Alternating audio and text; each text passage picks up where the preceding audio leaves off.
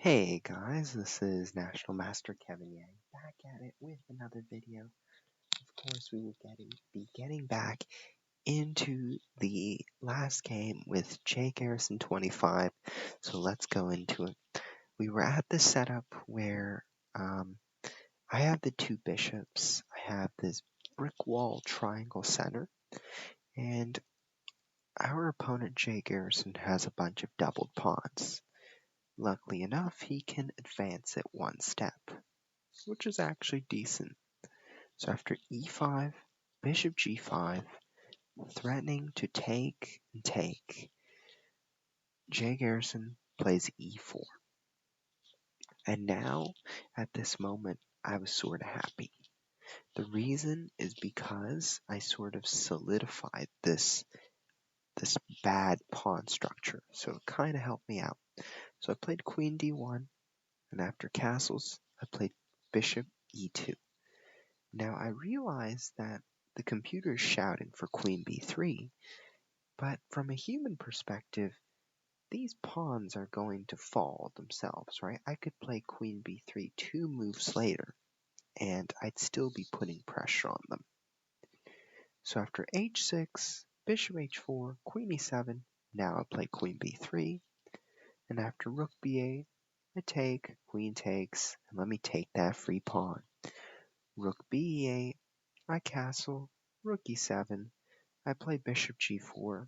Little bit of inaccuracy, but my goal is queen f5. The computer says inaccuracy. I don't think it's an inaccuracy at all. It's just more or less computer judgment. So if the computer says something is inaccurate, don't believe it all the way. Just think of the computer saying, "Oh, I knew there was a better move," right? But from your perspective, you're not going to be the computer every time. So just remember, only use the computer as a double checker. Don't use it to criticize yourself. Don't use it to lose it. Just be real and be free with it. So after rook f8, I followed through with my plan. I wanted to trade queens, wanted to simplify.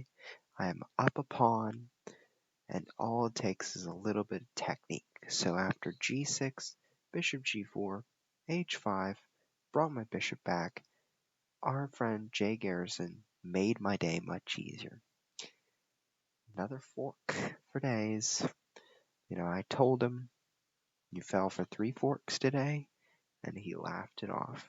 And that's what's important, right? Sometimes you make mistakes. Even I make these silly mistakes. And we laugh about them because it's all part of being happy. Being human nature just likes to express their emotion. And although this isn't something you should always fall into, sometimes it's good to just take a breather and enjoy the game. And so, after rook f6, dc6, b takes c6, brought my rook out, pawn up, went for that pawn, rook b8, solidified the pawn structure, rook b4, let me just take that, rook takes, a5.